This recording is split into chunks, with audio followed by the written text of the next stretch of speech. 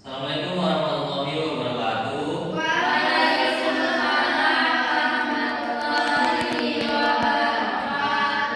Gimana kabarnya anak-anak?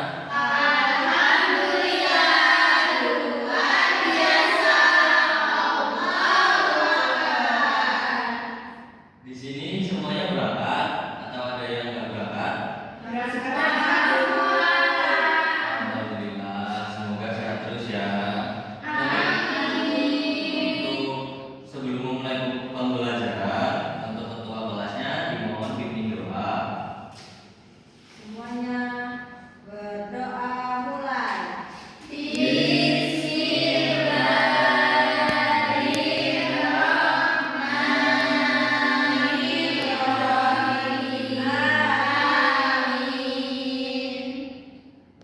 Jadi untuk materi kali ini tentang tema 8, yaitu daerah tempat tinggalku.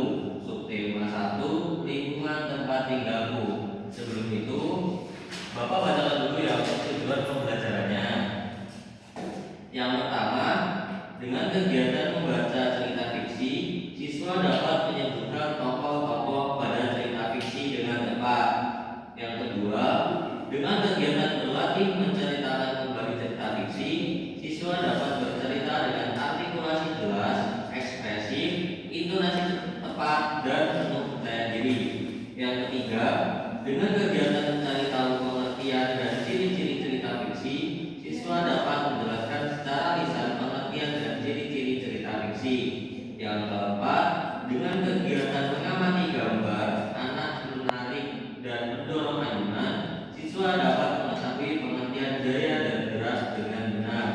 Yang kelima, dengan berdiskusi tentang perbedaan gaya dan gerak, siswa dapat menjelaskan perbedaan gaya dan gerak. Yang keenam, dengan mendorong dan menarik meja, siswa dapat mempraktikkan gaya dorongan dan tarikan. Yang ketujuh, dengan kegiatan menulis hasil percobaan mendorong dan menarik meja, siswa dapat menyajikan hasil percobaan dengan gaya dan gerak secara tertulis. Langsung saja untuk materinya.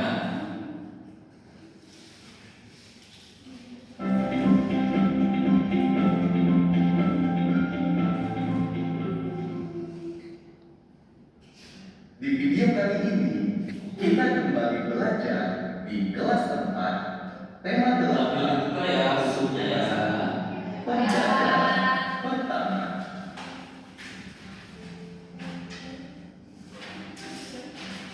Tema 8, daerah tempat tinggalku. Subtema 1, lingkungan tempat tinggalku.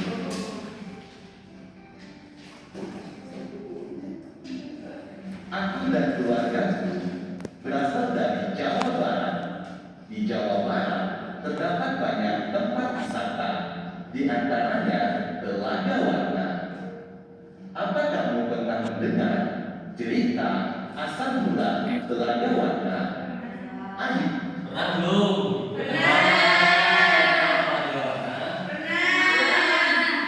Ada yang juga, ada yang belum ya. Mari kita cari tahu apa cerita tentang asal mula Telaga Warna. kita cari tahu.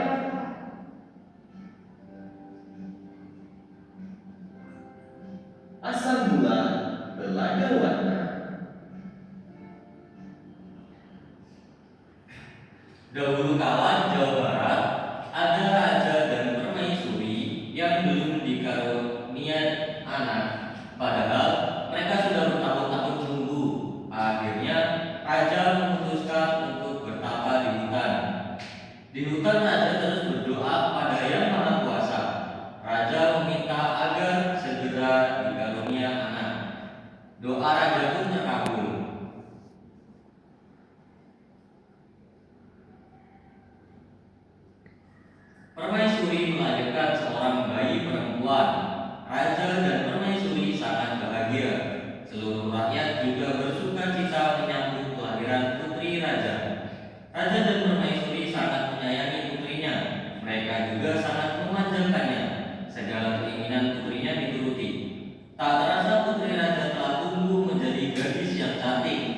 Hari itu dia berulang tahun ke-17. Raja mengadakan pesta besar-besaran. Semua rakyat diundang ke pesta. Raja dan permaisuri telah menyiapkan hadiah istimewa berupa kalung. Kalung terbuat dari untayan permata berwarna-warni. Saat pesta berlangsung, raja menyerahkan kalung itu. Kalung ini hadiah dari kami. Lihat, indah sekali bukan? Kau pasti menyukainya, kata raja. Raja bersiap mengalungkan kalung itu ke leher putrinya. Sungguh di luar dugaan, putri menolak mengenakan kalung itu. Aku tak suka kalung ini, ayah, tolak putri dengan kasar. Raja dan permaisuri terkejut. Kemudian permaisuri berusaha membujuk putrinya dengan lembut. Permaisuri mendekat dan hendak memakaikan kalung itu ke leher putrinya. Aku tidak mau, aku tidak suka kalung itu. Kalung itu jelek, teriak putri sambil menepis tangan permaisuri. Tanpa sengaja, kalung itu terjatuh. Permata-permatanya tercerai-berai di lantai. Permaisuri sangat sedih. Permaisuri terduduk dan menangis. Tangisan permaisuri menyayat hati. Seluruh rakyat yang hadir turut menangis. Mereka sedih melihat tingkah laku putri yang mereka sayangi.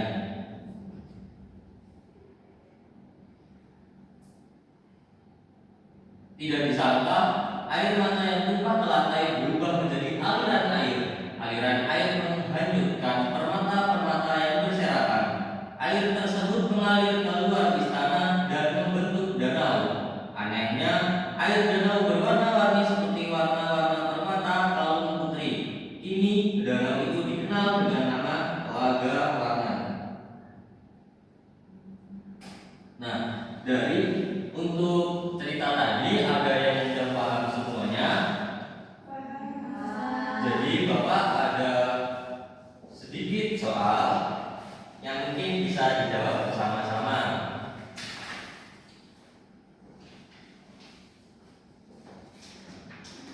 Bapak bagi ya.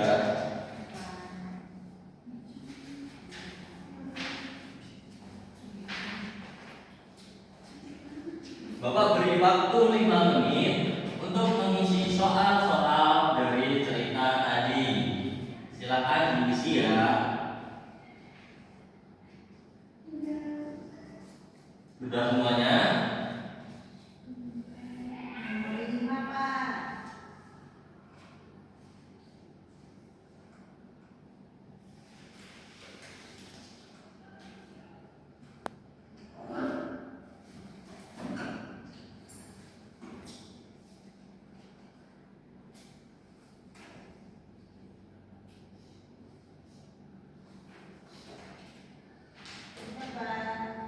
Sudah semuanya? Put, Mari kita jawab pertanyaan pertama. Siapa tokoh-tokoh yang terdapat dalam cerita tersebut? Ada siapa aja?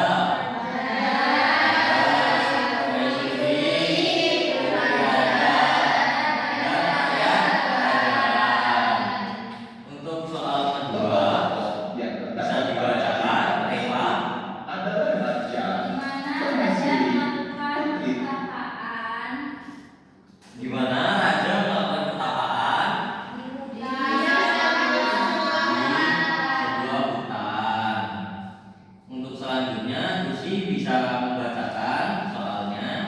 Apa hadiah yang disiapkan Raja dan Permaisuri untuk ulang tahun putrinya? Apa? Kalung yang dihiasi oleh permata.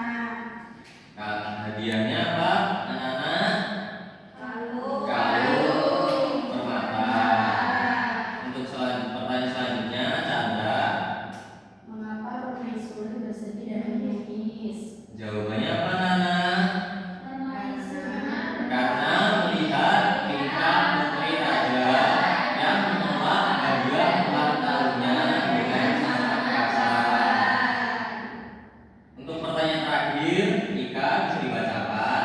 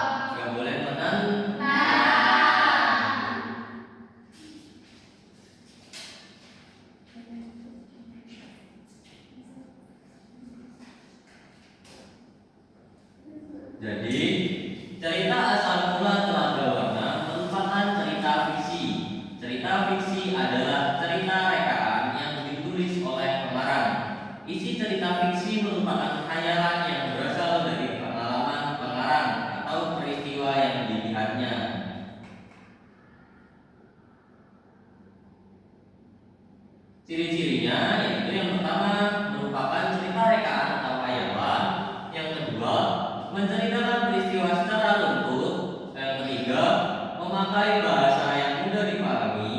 Yang keempat, kebenaran ceritanya masih diragukan. Dan yang terakhir, memiliki tujuan untuk menghibur. Jadi tadi kita membahas tentang cerita apa? Telaga warna. Cerita Telaga Warna, yaitu yang merupakan cerita fiksi. Apa tadi cerita fiksi itu apa? Cerita buatan. Cerita roman atau khayalan atau larangan yang biasanya dijadikan contoh-contoh amanat-amanat yang bisa diambil. Untuk cerita Telaga Warna tadi, amanat apa yang bisa diambil, anak-anak? Tidak boleh kasar kepada orang tua. Dan tidak boleh sombong.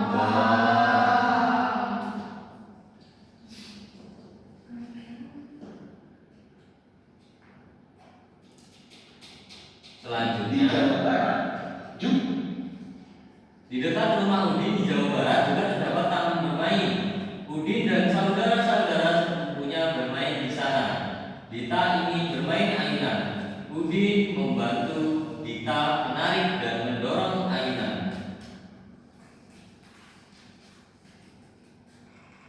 Udin menarik ayunan, kemudian Udin mendorong ayunan.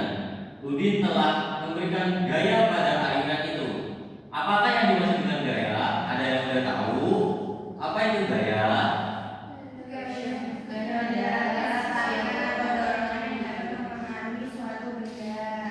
Ya, benar. Gaya adalah suatu kekuatan yang mengakibatkan benda yang dikenainya dapat mengalami gerak, perubahan kedudukan, atau perubahan bentuk. Gaya juga dapat diartikan sebagai tarikan atau dorongan yang dapat mempengaruhi keadaan suatu benda. Di sini ada orang ngapain ini? Ayunan, narik sama dorong.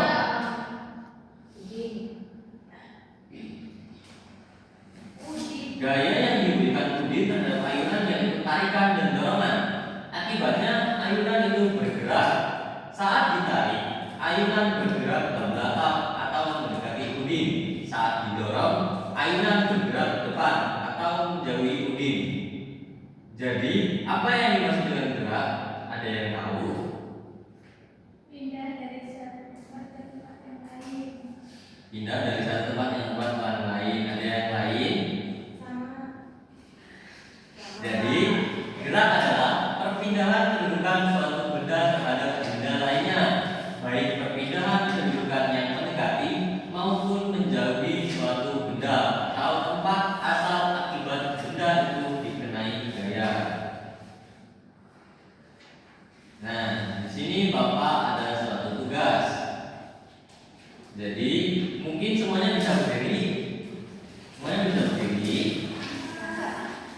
Di belakang